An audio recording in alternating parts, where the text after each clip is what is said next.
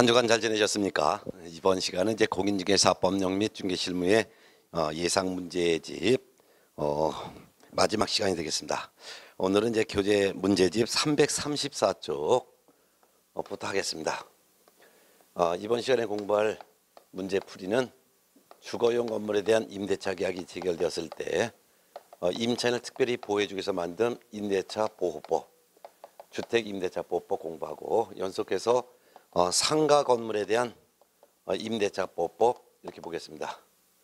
주택임대차보호법에서 한 문제 내지 두 문제가 나오고 상가 건물 임대차보호법에서도 한 문제 내지 두 문제가 나와서 총 세 문제 정도가 출제가 될 수 있는 아주 중요한 파트가 되겠고, 이 부분은 민법 및 민사특별법에서 배운 내용과 한 글자도 틀리지 않고 똑같습니다. 따라서 여러분들이 가장 쉽게 볼 수 있는 문제를 풀 수 있는 파트가 되겠습니다. 자, 그러면 10번부터 풀도록 하겠습니다.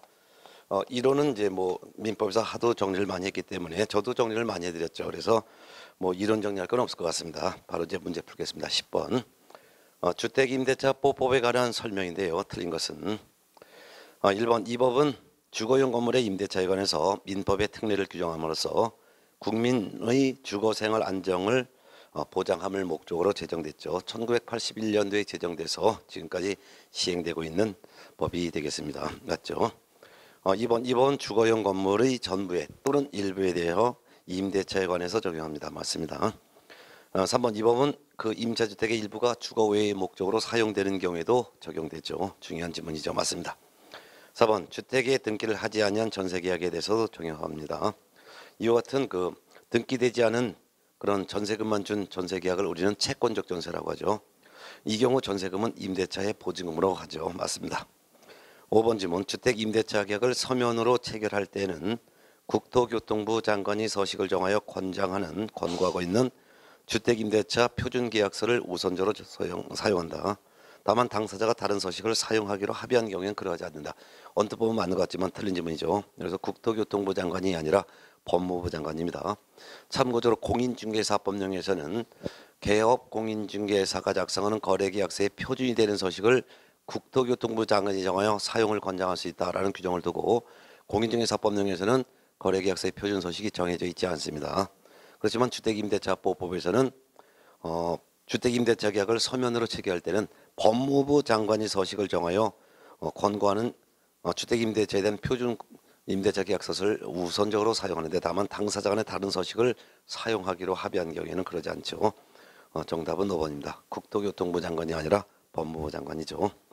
11번 문제에서는요, 주택임대차에 관한 설명에서 틀린 게 5번이 틀렸는데요.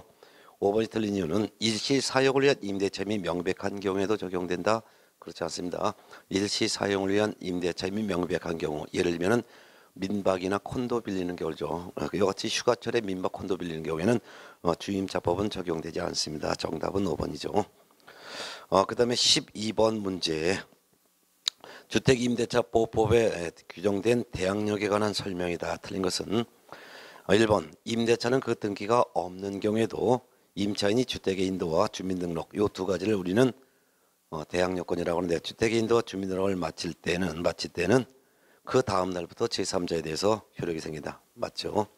임차권 등기하면 그날부터 제3자에 대해서 효력이 생기고, 임차권 등기가 아니라 주택의 인도 및 주민등록을 하게 되면 그 다음 날부터 제3자에 대해서 효력이 생깁니다.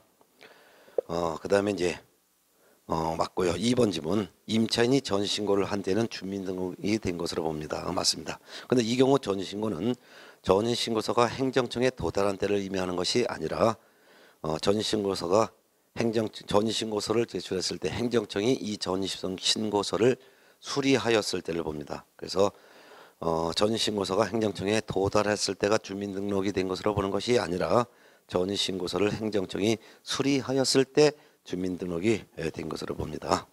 틀린 건 답 2번이죠. 3번. 본래 주택임대차보호법상 임차인은 자연인이 대해서 적용되는 것이 원칙이지만 다만 예외적으로 법인이 임차했을 때도 적용되는데요. 그 경우가 바로 3번과 4번 지문, 5번 지문이 되겠습니다. 3, 4, 5번 지문 보겠습니다. 3번.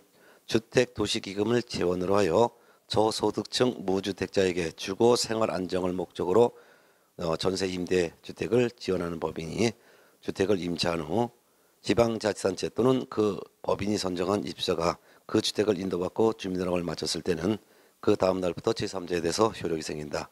이와 같은 법인을 우리는 바로 이제 중소기업 바로 이제 이와 같은 동그라미 3번에 해당되는 법인을 한국토지주택공사인 법인 또는 지방공사인 법인이 임차한 경우를 말하죠. 그래서 주택도시기금을 재원을 하여 저소득층 무주택자에게 주거생활을 안정을 목적으로 전세 임대주택을 지원하는 법인하면은 바로 이제 한국토지주택공사인 법인과 지방공사인 법인을 말하는데요.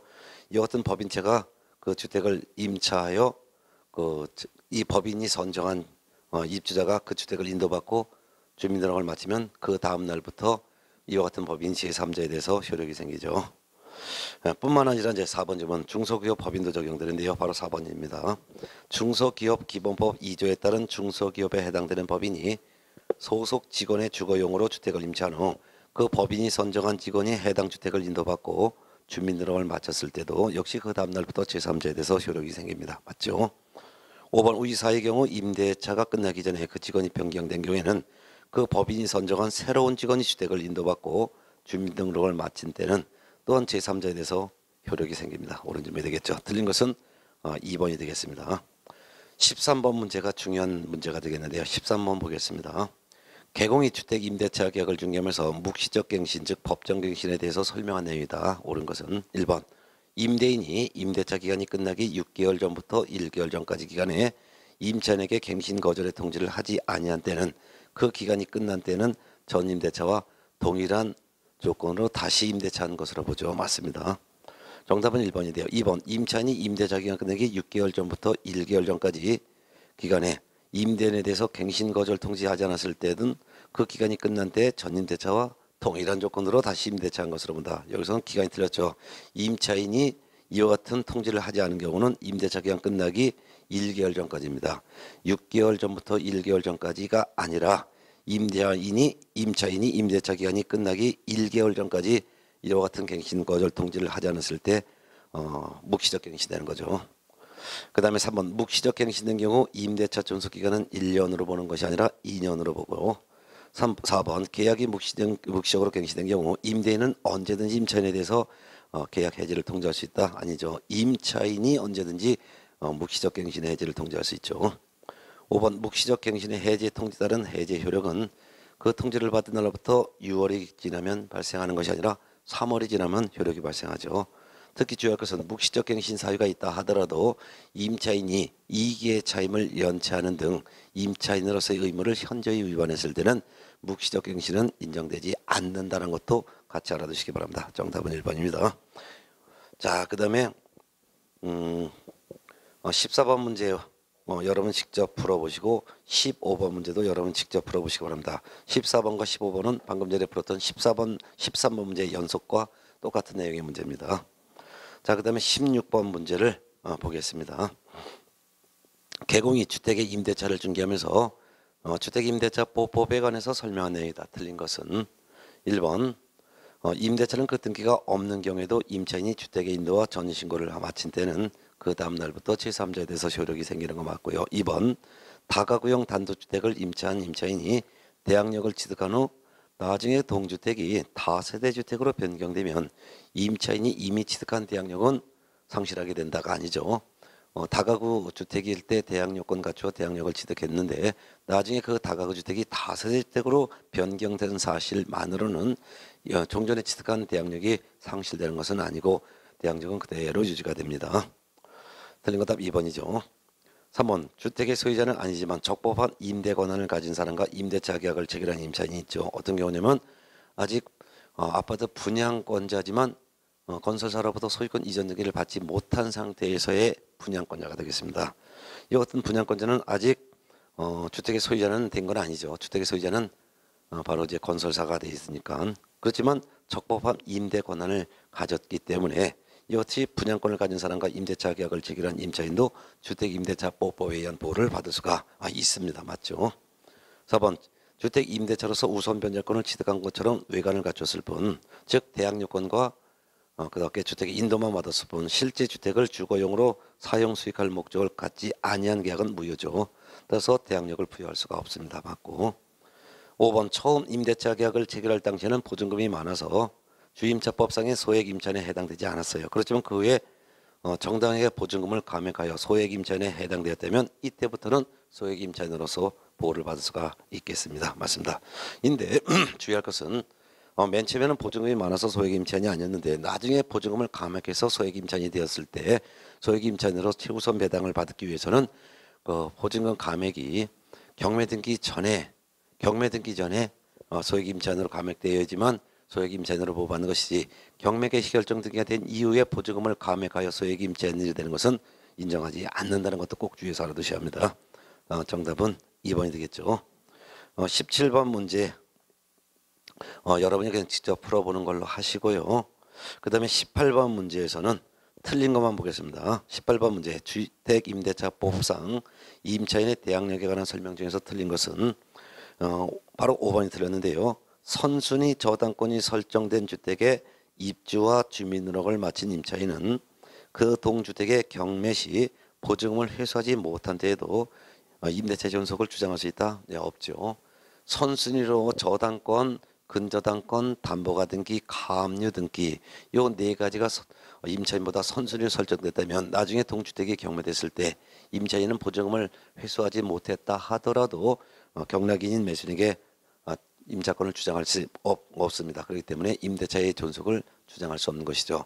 따라서 주택이 경매됐을 때 임차인이 그 주택에서 나는 임차인이야, 임대차 기간까지 계속 살 거야 라고 주장을 하려면은 저당권, 근저당권, 담보가 등기, 가압류부터 먼저 선순위로 대항 요건을 갖춘 임차인이어야지만 되는 것이죠. 그래서 경매에서 무조건 소멸되는 저당권, 근저당권, 담보가 등기, 가압류보다 후순위로 대항 요건을 갖춘 임차인은 나중에 경락인에게 대항하지 못하고 임대차를 존속을 주장할 수 없습니다. 정답은 5번이 되겠죠. 자, 그 다음에 19번 문제 볼게요. 주택임대차법상 임차인의 대항력에 관한 설명이다. 틀린 것은 5번이 틀렸는데요. 5번 대항력을 취득한 후 임차주택이 제3자에게 매도되어 제3자 명의로 소유권 이전 등기가 격리된 다음에 임차인의 주민등록을 다른 곳으로 옮긴 경우 제3자의 임차인에 대한 보증금 반환 채무는 소멸한다? 소멸하지 않죠. 물론 임차인이 다른 곳으로 이사를 했기 때문에 제3자에 대해서 대항력을 주장하는 수 없습니다. 그렇지만 임차주택을 양수한 제3자는 종전 임대인의 지위를 그대로 승계하기 때문에 임대차 기간이 끝났을 때 설령 임차인이 다른 곳으로 이사했다 하더라도 그 임차인에 대한 보증금 반환 채무 의무는 소멸하지 않고 보증금을 반환해줄 의무가 양수인인 제3자에게 있게 되는 거죠. 정답은 5번이죠. 자, 그 다음에 20번 문제에서도요. 틀린 것만 보는데요. 20번에서 3번 지문 보시기 바랍니다. 대항 요건을 갖추지 않은 상태에서도 임대차 계약서의 확정일자를 받으면 후순위 권리자에 우선하여 보증금을 변제받을 수 있다? 없습니다. 경매 시 후순위 권리자보다 우선해서 보증금을 변제받으려면 임차인은 대항 요건과 임대차 계약 증서상의 확정일자를 받아야지만 후순위 권리자보다 우선해서 보증금을 경락된 내금에서 배당받을 수 있습니다. 따라서 아무리 확정일자를 갖췄다 하더라도 임차인이 대항 요건을 갖추지 않았다면 또는 대항 요건만 갖췄지 임대차 계약서에 확정일자를 갖추지 않았다면 경매 시에 그 낙찰된 환가 금액에서 후순위 권리자보다 우선해서 보증금을 변제받을 권리가 없습니다. 정답은 3번이죠. 자, 그 다음에 이제 21번 문제 한번 보겠습니다.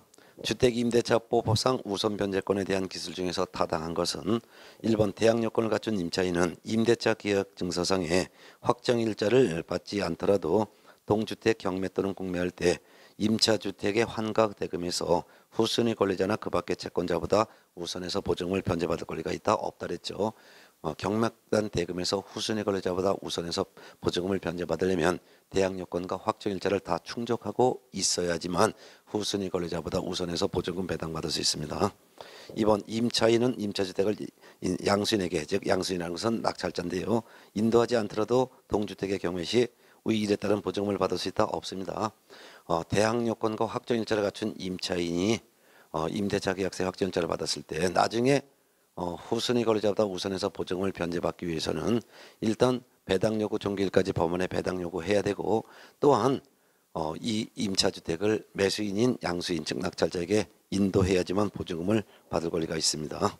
따라서 아무리 대항 요건 갖추고 임대차 계약서에 확정일자를 갖췄다 하더라도 법원에 배당 요구를 하지 않았다면 우선 변제를 받을 수 없으며 또한 대항 요건과 확정일자 갖추고 법원에 배당 요구 종결까지 배당 요구했다 하더라도 보증금을 수령을 하기 위해서는 낙찰자인 매수인에게 주택을 인도해야지만 됩니다. 인도하지 않으면 보증금을 수령할 수가 없습니다.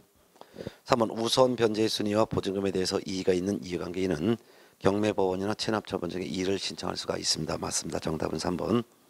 4번 임차인이 임차주택에 대하여 보증금 반환 청구 소송의 확정 판결이나 그 밖에 이에 준하는 집행권한에 있기위해서 경매를 신청할 때는 반대 의무의 이행이나 또는 이행의 제공을 집행개시 요건으로 하지 않습니다. 따라서 집을 비워주지 않고 경매를 신청할 수가 있게 되는 것이죠. 그래서 근데 여기서는 틀린 것은 반대 의무의 이행이나 이행의 제공을 집행개시 요건으로 한다 했기 때문에 되는 거죠. 반대 의무의 이행이나 이행의 제공을 집행개시 요건으로 하지 않습니다. 그래서 집 비워주지 않고 경매 신청할 수 있습니다. 집행개시 요건으로 한다가 아니라 집행개시 요건으로 하지 않는다라고 해야죠. 5번 임차권은 임차주택의 경락에서 소멸합니다. 맞죠? 근데 뒷짐은 이는 보증금이 전액 변제되지 아니한 대항력 있는 임차권도 소멸한다? 그렇지 않습니다. 임차권은 경락에서 소멸하지만 다만 임차보증금이 전액 변제되지 아니한 대항력 있는 임차권은 소멸하지 않습니다. 정답은 3번이죠. 22번 문제는 여러분이 직접 풀어보시고요. 그 다음에 23번 문제도 여러분이 직접 풀어보시기 바랍니다. 지금까지 풀었던 문제와 유사한 문제가 되겠습니다. 그 다음에 24번 문제 한번 보겠습니다. 주택임대차보호법상 대항력과 우선변제권에 관한 설명이 다 틀린 것은 1번 확정일자를 입주 및 주민등록 이전에 갖췄어요.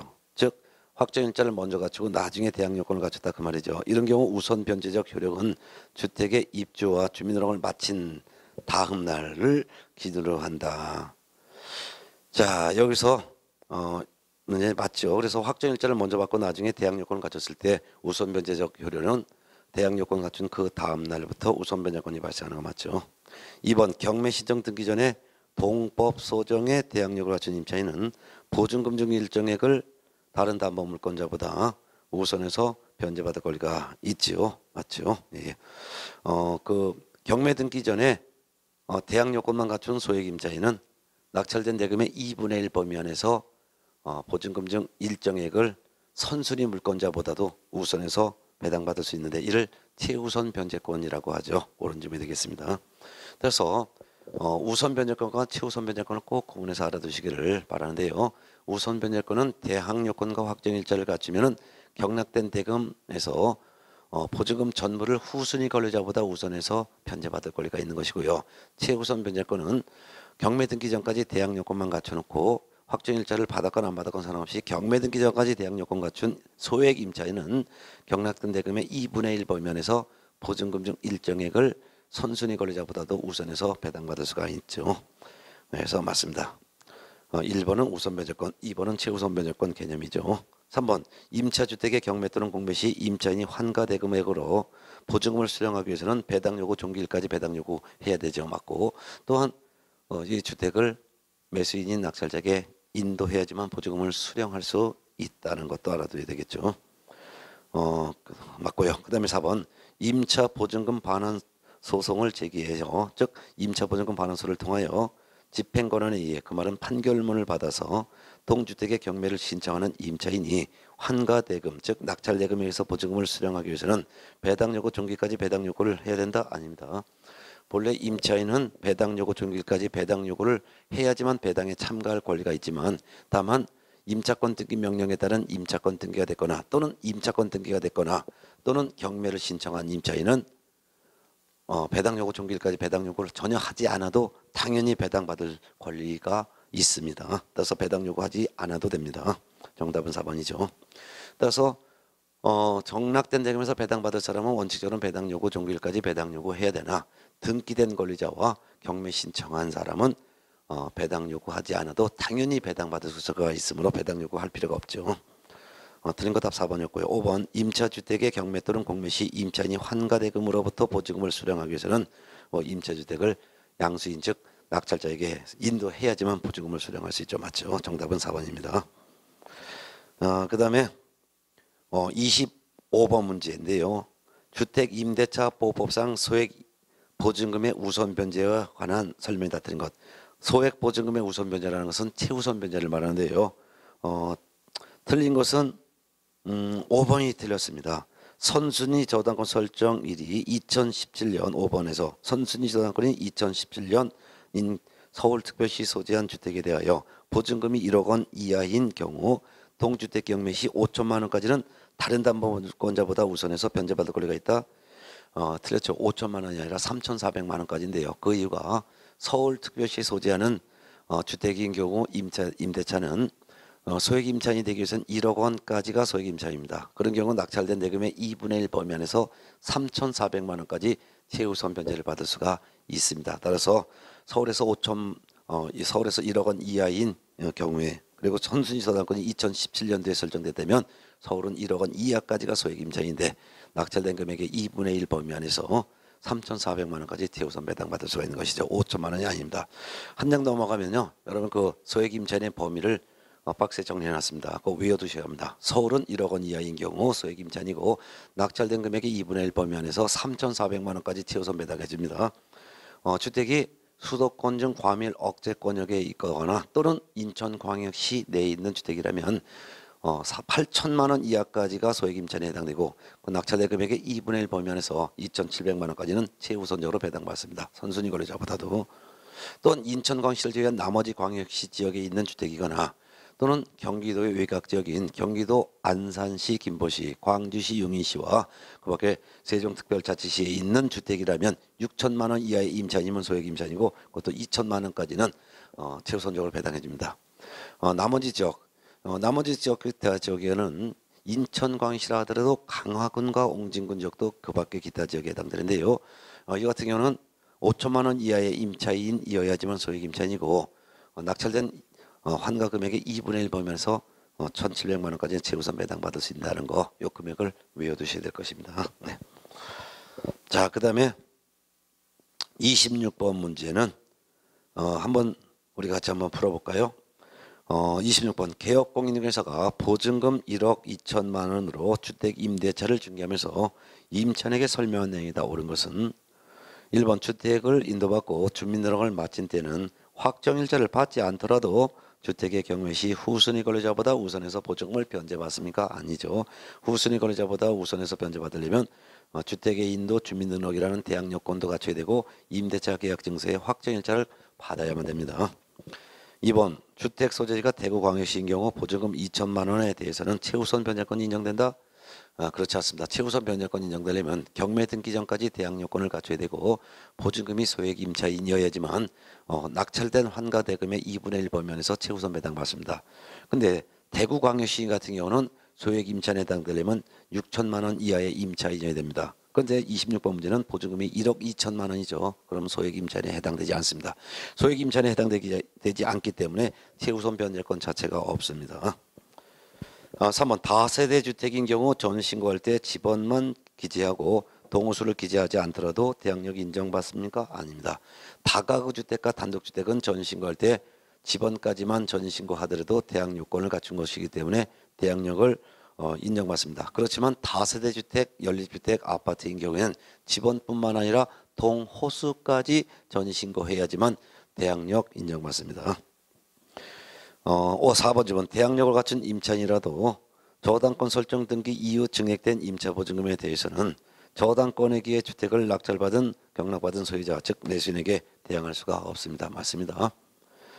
정답은 4번이고요. 5번 확정일자를 먼저 받은 후 그 다음에 주택의 인도와 전신고를 하게 되면 즉 확정일자 먼저 받고 나중에 대항요건을 나중에 갖췄다면 그 대항요건 갖춘 날이 저당권 설정 등과 같아도 임차인이 저당권에 우선한다? 아니죠. 저당권이 임차인보다 우선하죠. 그 이유가 저당권 등기는 그날부터 효력이 발생하는 것이고 대항요건은 대항요건 갖춘 그 다음 날부터 대항력이 생기기 때문에 저당권 등기가 하루 더 빠르죠. 그래서 저당권이 임차인보다 우선한다라고 해야 되겠죠. 정답은 4번이 되겠죠. 그다음에 이제 27번 문제는 이제 여러분이 한번 좀 풀어보는 걸로 한번 해볼까요? 예, 예. 그다음에 한 장 넘어가서 28번 문제 풀어보도록 하겠습니다. 28번. 주택임대차 계약에 대해서 개업공인중개사가 의뢰인에게 설명한 내용이다. 예, 틀린 것을 모두 고른 것은 기억번. 임차인이 주택에 인도를 받고 주민등록을 마친 날과 즉 대항 요건을 갖춘 날과 제3자의 저당권 설정 등일이 같은 날이면은 그럼 대항 요건을 갖춘 임차인은 그 다음 날부터 대항력 생기고 저당권 등기는 그날부터 효력이 있습니다. 그러면 저당권이 하루 빠르죠. 이런 경우 임차인은 저당권의 실행으로 그 주택을 취득한 매수인에게 대항하지 못하는 거죠. 맞죠? 저당권이 더 빠르기 때문이죠. 맞고요. 2번 임차인이 임차권 등기를 통하여 대항력을 가지는 경우 임차주택의 양수인은 임대 내지를 그대로 승계한 것으로 본다. 맞죠? 디귿번 소액 임차인의 최우선 변제권은 주택가액 물론 대지가액을 포함하여 3분의 1에 해당하는 금액까지만 인정된다? 아니죠. 2분의 1에 해당하는 금액까지 인정되죠. 주택이나 상가나 최우선 변제권은 낙찰된 환가대금의 2분의 1 범위까지만 최우선 변제권이 인정됩니다. 1번 주택 임대차 계약이 무기적으로 갱신된 경우 임대인은 언제든지 임차인에게 계약을 해지를 통지할 수 있다. 임대인은 계약 해지 통지할 수 없고 임차인은 언제든지 계약 해지를 통지할 수 있죠. 결국 옳은 설명은 기억번과 니은번 답은 3번이 되겠습니다. 자, 그다음에 29번 문제 보겠습니다. 개업공인중개사가 주택임대차 계약을 중개하면서 설명한 내용 중 옳은 것은 1번 임차인 본인은 전입신고를 하지 않고 처와 자녀만 주민등록을 하고 주택을 인도받으면 대항력을 취득할 수 없다. 있습니다. 대항력권은 임차인 자신 명의로 대항력권을 갖춰도 되고 임차인의 가족 중 1인 명의로 대항력권을 갖춰도 대항력 취득할 수 있습니다. 2번 임차인이 전입신고하고 수의로 확정일자를 갖춘 날짜와 저당권 설정 등기 일자가 같다면은 우선 변제권 발생일은 임차인이 우선한다? 아닙니다. 이거는 동일한 순서가 되겠죠. 즉 임차인이 전신고를 먼저 하고 즉 대항력권을 먼저 갖추고 나중에 확정일자를 받았어요. 그럼 우선 변제권은 확정일자 받은 그날부터 효력 발생하죠. 또한 확정일자 받은 날짜 저당권 등기가 됐다면 저당권 등기도 그날부터 효력 발생합니다. 근데 확정일자 받은 날 그날 몇 시인지는 알 수가 없기 때문에 9시 이후가 되겠고 저당권 등기도 저당권 등기한 시간이 9시 이후겠죠. 몇 시에 했는지는 서로 모르는 거예요. 그래서 확정일자와 저당권이 같은 날짜가 이루어졌으면 몇 시에 누가 먼저 했는지를 판단하기가 어렵기 때문에 이때선 대법원판에서는 우선 변제권과 저당권은 동순위가 된다라고 하고 있습니다. 동순위입니다. 3번 대항요건을 갖추고 확정일자를 받은 임차인이라면 배당 요구하지 않아도 동주택 경매 시 우선 변제권 받을 수 있다? 들었습니다. 아무리 대항 요건을 갖췄다 하더라도 확정일자를 받지 못했으면 이거 우선 변제권 주장할 수가 없습니다. 대항 요건과 확정일자를 다 받아야지만 우선 변제권 받을 수 있습니다. 4번 보증금의 전부 또는 일부를 월 단위 차임으로 전환하는 경우에는 그 전환되는 금액과 연 일할과 금액에 그 전환되는 금액 연 일할과 한국은행에서 공시한 기준금리의 3.5%를 곱한 비율을 들었죠. 곱한이 아니라 더한 비율로 해야죠. 중에서 낮은 비율을 곱하는 월차임의 범위를 추구할 수가 없습니다. 그래서 보증금의 전부 또는 일부를 월세로 전환할 때는 연 일할과 기준금리의 3.5%를 더한 비율 두 가지 중에서 낮은 범위를 추구할 수 없는 것이죠. 여기서 틀린 것은 3.5%를 곱한이가 아니라 3.5%를 더한이라고 돼야 되겠죠. 시험 올해 꼭 나옵니다. 5번 대항력 있는 임차인은 동주택 양도될 경우 임대차가 만료된 경우 양수인에게 보증금을 반환해달라고 요구해야 된다. 맞죠?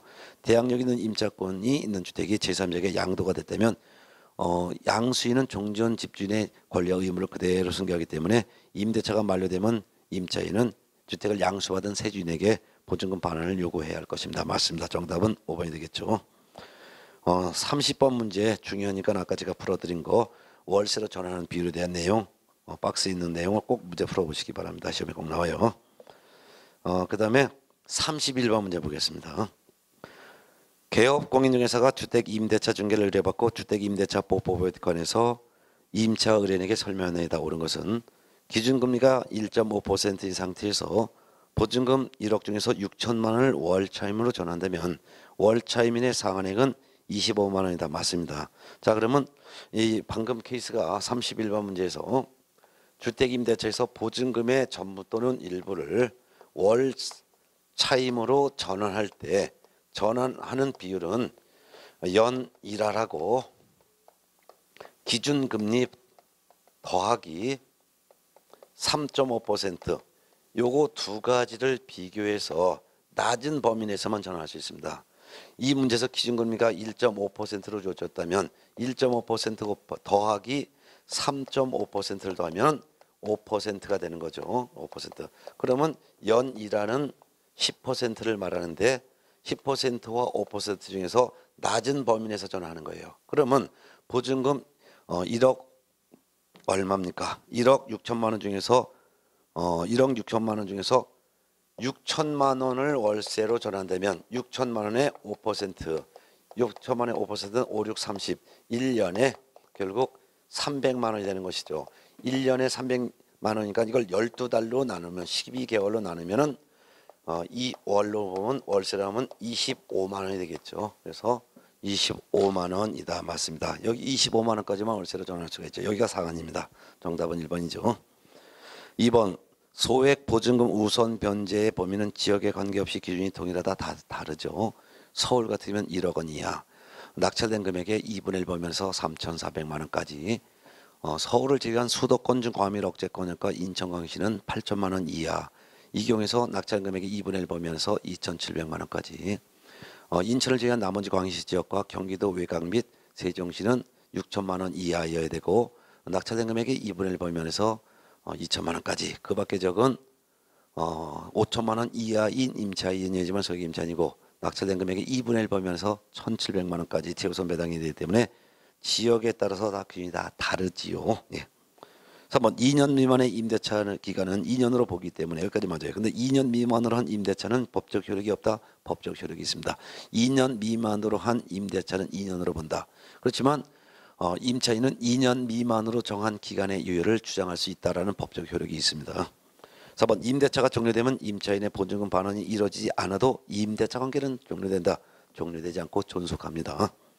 5번 임차권 등기 명령 집행에 의한 임차권 등기가 경유된 주택을 그 이후에 임차한 소액 임차인이 대항 요건 및 확정 일자를 갖췄을 경우 동주택 경매 시 보증금 등 일정액에 대해서 다른 담보물권자보다 우선해서 변제받을 수 있다? 없습니다. 임차권 등기 명령에 따른 임차권 등기가 경유된 주택을 그 후에 임차인은 아무리 소액 임차인이고 대항 요건 확정 일자를 갖췄다 하더라도 보증금 등 일정액에 대한 우선 변제, 즉 최우선 변제를 주장할 수가 없습니다. 따라서 최우선 변제 받을 수가 없지요. 정답은 1번이 되겠습니다. 자, 32번 문제 여러분이 풀어보시고요. 그 다음에 33번 문제에서는 임차권에 대한 우선 변제 승계 문제에 대해 보겠습니다. 33번 주택 임대차보호상 우선 변제권의 승계에 대한 설명이다. 틀린 것은 1번 금융기관이 우선 변제권을 취득한 임차인의 보증금 반환 채권을 계약으로 양수한 경우 양수한 금액 범위 안에서 우선 변제권을 승계하죠. 맞죠? 그렇지만 2번 우선 변제권을 승계한 금융기관은 임차인이 대항 요건을 상실하면 우선 변제권 행사할 수가 없고, 또한 3번 우선 변제권을 승계한 금융기관은 임차인이 임차권 등기 명령에 따른 임차권 등기가 말소가 되더라도 금융기관은 우선 변제권 행사할 수 없으며, 또한 4번 우선 변제권을 승계한 금융기관은 임차인이 민법 621조에 따른 임차권 등기가 말소가 돼도 우선 변제권을 행사할 수 없습니다. 네, 맞습니다. 따라서 원칙적으로는 1번 질문처럼 임차인의 보증금 반환 채권을 계약으로 양수한 금융기관은 양수한 금액 범위 안에서 임차인의 우선 변제권을 금융기관이 승계하는데, 다만 2번, 3번, 4번 임차인이 대항 요건을 상실한 경우 또는 임차인이 임차권 등기 명령에 따른 등기를 해놓고 이사했는데 임차권 등기가 말소된 경우, 또는 임차인이 대항 주택의 인도 전신고를 갖추지 않고 그냥 임차권 등기만 해놨는데 등기를 말소한 경우, 그럼 임차인 자신이 대항 요건을 상실하면 임차인 자신이 대항력이 없어지는 거죠. 임차인이 대항력이 없어지면 우선 변제권도 임차인은 없어지는 거죠. 그러니까 금융기관도 우선 변제권을 행사할 수가 없는 것이죠. 맞죠? 5번 질문 봅니다. 우선 변제권을 승계한 금융기관은 우선 변제권을 행사하기 위해서 임차인을 대리하거나 대위하여 임대차를 해지할 수가 있다? 없습니다. 만일 우선 변제권을 승계한 금융기관이 임차인을 대리하거나 대위하여 임대차를 해지해버리면 임차인 자신이 임차권이 상실되고, 임차권이 상실되면 금융기관도 역시 임차권을 승계를 주장할 수가 없기 때문에 아무리 대위하더라도 임대차를 해지할 수는 없습니다. 정답은 5번이 되겠죠. 그 다음에 34번 문제는 여러분 직접 풀어보시고요. 35번 문제도 여러분 직접 풀어보시기 바랍니다. 그 다음에 36번 문제는 거의 출제 가능성은 없지만 그냥 혹시 참고적으로 한번 봅니다. 36번 주택임대차보법상 보증금 등 일정에게 보호를 위해서 설치하는 주택임대차위원회라는 게 있는데요. 설명 중 틀린 것은 1번 소액 임차인으로서의 우선 변제를 받을 임차인 및 보증금 등 일정에게 범위와 기준을 심의하기 위해서 법무부의 주택임대차위원회를 반드시 두도록 되어 있고 맞고, 2번 주택임대차위원회는 위원장 1명을 포함하여 7명 이상 10명 이하의 위원으로 구성한다. 아니죠. 위원장 1명을 포함하여 9명 이상 15명 이하의 위원으로 구성합니다. 3번 주택임대차위원회 위원회 임기는 2년으로 하는 거 맞고, 또한 4번 주택임대차위원회 회의는 매년 1회 개최하는 정기회의와 위원장이 필요하다고 인정하여 위원 3분의 1 이상이 요구할 때 개최되는 임시회의 두 가지로 구분합니다. 5번 주택임대차위원회 심의사항에 관한 전문적인 조사 연구 업무를 수행하기 위해서 5명 이내의 전문위원회를 별도로 둘 수 있습니다. 맞습니다. 틀린 것은 2번이죠. 주택임대차위원회는 위원장 1명을 포함하여 9명 이상 15명 이하의 위원으로 구성을 한다는 거. 자, 이렇게 보셨고, 그 다음에 이제 37번 문제와 38번 문제는 임차권 등기 명령 제도 문제인데요. 한번 보겠습니다. 37번 주택임대차보법상 임차권 등기 명령 제도에 대한 설명이다. 틀린 것은 1번 임차권 등기 명령은 임차주택의 소재지를 관할하는 지방법원 또는 지원 시군법원에 신청할 수 있죠. 근데 이와 같은 경우는 임대차가 끝났는데도 불구하고 보증금을 반환하지 않았을 때 안에서만 임차권 등기 명령 신청을 법원에 할 수 있는 것입니다. 2번 임대차가 종료되는 후 보증금을 반환받지 못한 임차인이 신청할 수 있는 것이죠. 맞죠? 따라서 임대차 기간 중에는 임차권 등기 명령 신청을 할 수가 없습니다. 라는 것도 꼭 알아두세요. 3번 임차권 등기 명령 집행에 의해서 등기가 경료되면 임차인은 대항력과 우선 변제권을 취득하는데 이와 같이 대항력 우선 변제권을 취득한 이후부터는 임차인은 아무리 대항력권을 상실하더라도 종전에 취득한 대항력과 우선 변제권은 상실하지 않고 그대로 유지할 수가 있습니다. 맞고, 4번 임차권 등기 명령에 따른 임차권 등기가 경료된 후 임차인이 다른 곳으로 이사하면 종전의 대항력과 우선 변제권은 상실한다? 상실하지 않습니다. 등기를 통해서 공시가 돼 있으므로 임차권 등기 명령에 따른 등기가 경료된 후 보증금을 받지 못한 상태에서 집을 다 비워주고 이사하더라도 종전에 취득한 대항력과 우선 변제권은 그대로 유지가 됩니다. 정답은 4번. 5번 임차권 등기 명령 집행에 따른 임차권 등기가 끝난 주택을 그 외에 임차한 임차인은 소액 임차인에 따른 우선 변제를 받을 권리가 없습니다. 즉 최우선 변제를 받을 권리가 없습니다. 그렇지만 확정 일자인에 의한 우선 변제를 받을 수가 있습니다. 맞죠? 따라서 선순위 권리자보다 우선해서 변제받을 최우선 변제권은 없지만 후순위 권리자보다 우선해서 변제받을 권리는 있습니다. 정답은 4번이죠. 38번 문제는 여러분 직접 풀어보시고 39번 문제 보겠습니다. 39번 주택임대차보호법상 보증금 등의 증액 및 월차임 전환의 산정에 대한 설명이다. 틀린 것은 1번 임대차 기간 중이나 임대차 기간 중에 차임이나 보증금의 증액 청구는 약정한 차임이나 보증금의 100분의 9 금액을 초과하지 못한다. 이거는 상가고요. 주택임대차보법은 20분의 1을 초과하지 못합니다. 그래서 임대차 기간 중에 보증금 차임을 증액한 데는 할 때 증액 제한이 있는데요. 약정한 보증금 차임액의 20분의 1을 초과하지 못합니다. 상가 임대차보호법상 상가 임대인의 보증금 증액 청구는 약정한 보증금 차임액의 100분의 9를 초과할 수 없고 주택임대차는 20분의 1을 초과하지 못한다는 거 꼭 구분해서 알아두세요. 틀린 거 답 1번이죠. 2번 임대차 계약이 종료된 후 재계약을 하거나 또는 임대차 계약 종료 전이라 하더라도 당사자의 합의로 차임 등이 증액된 경우에는 주택임대차보호법상의 증액 제한을 적용하지는 않죠. 맞죠? 3번 증액 청구는 임대차 계약 또는 약정한 차임의 증액이 있은 후 1년 이내는 또 할 수가 없습니다. 따라서 증액하려면 최소한도 임대차 계약 체결 후 1년이 경과되어야지만 증액 청구할 수 있고 증액을 한 후 또 재증액을 요구하려면 증액 후 1년이 경과되어야지만 재증액을 요구할 수 있습니다. 4번 임차인이 증액 비율 즉 20분의 1을 초과하여 차임 보증금을 지급을 했다면 초과 지급된 차임과 보증금은 반환 청구할 수가 있습니다. 맞고, 5번 임차인이 월차임 산정률을 초과하여 월차임 산정률이라는 것은 연 1할과 기준금리의 3.5%를 더한 비율에서 낮은 범위 그중에서 낮은 범위를 초과하여 차임을 지급했다면 초과 지급된 차임 보증금도 상당액을 반환 청구할 수가 있습니다. 맞죠? 틀린 것은 1번입니다. 40번 문제가 주임차법에서 임차권 승계제도 규정인데요. 40번 주택임대차보법상 임차권 승계에 관한 설명이다. 틀린 것은 임차인이 2000인의 상속권자 없이 사망을 했어요. 그런 경우 주택에서 가정공동생활하던 사실상의 혼인관계에 있는 자는 임차권을 단독으로 승계합니다. 맞죠? 2번 임차인 사망 당시 2000인의 상속권자가 그 주택에서 가정공동생활을 하고 있지 아니한 때는, 여기서 사망 당시란 임차인 사망을 말합니다. 임차인 사망 당시 2000인의 상속권자가 그 주택에서 가정공동생활을 하고 있지 아니한 때는 그 주택에서 가정공동생활하던 사실상의 혼인관계에 있는 자와 2000인의 친족은 공동으로 임차권을 승계합니다. 맞죠? 3번 임차인 사망 당시, 이거 3번도 임차인이 생략되어 있어요. 임차인 사망 당시 그 말이에요. 2000인의 상속권자가 그 주택에서 가정공동생활을 하고 있는 때는, 이때는 사실혼의 배우자는 임차권을 전혀 승계하지 못하고 사망한 임차인의 2000인의 상속권자만 임차권을 승계합니다. 맞고. 4번 임차권을 승계한 그 주택에서 가정공동생활하고 있는 자는, 즉 사실상의 배우자는 임차인 사망 후 3월 이내 임대인에 대하여 반대 의사를 표시한 때는 임차권을 승계하지 않는다. 3월이 아니라 임차인 사망 후 1월 이내 임대인에 대해서 임차권을 승계하지 않겠다라는 반대 의사를 표시하면은 승계하지 않고, 1월 이내 반대 의사를 표시하면 승계하지 않습니다. 틀린 거 답 3번이죠. 3월이 아니라 임차인 사망 후 1월 이내에 임대인에 대해서 반대 의사를 표시한 때는 임차권을 승계하지 않는다라고 해야죠. 정답은 4번. 5번 임차권을 승계한 상속인은 민법에 적용받는데요. 상속 개시가 있음을 안 날로부터 3월 이내 단순 승인 또는 한정 승인 또는 상속 포기를 할 수가 있습니다. 맞습니다. 법정 상속인은 임차권 승계를 포기하는 것을 사망한 날로부터 3월 이내.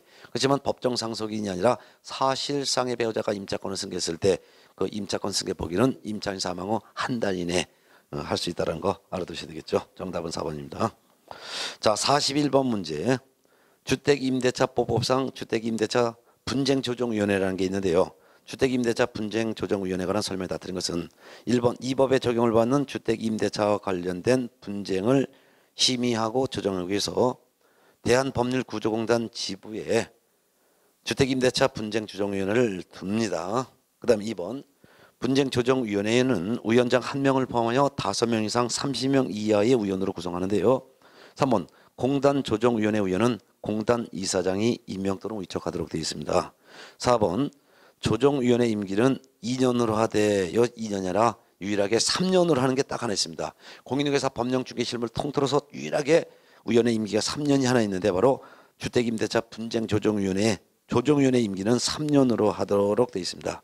근데 연임할 수는 있습니다. 보궐위원회 임기는 전자 임기의 남은 기간으로 합니다. 맞습니다. 근데 유일하게 주택임대차 분쟁조정위원회 위원회 임기만 3년, 그 외에 공인중개사 법령 및 중개실무에 나오는 위원회 임기는 전부 다가 2년. 따라서 공인중개사 정책심의위원회 위원회 임기도 2년이고, 또한 협회에서 공제사업을 심의 감독하기 위해서 협회에 공제사업에 대한 운영위원회를 두는데 운영위원회 위원도 2년, 임기가 2년. 그런데 유일하게 주택임대차보법상 주택임대차 분쟁조정위원회 위원회 임기만 3년이 되죠. 정답은 4번.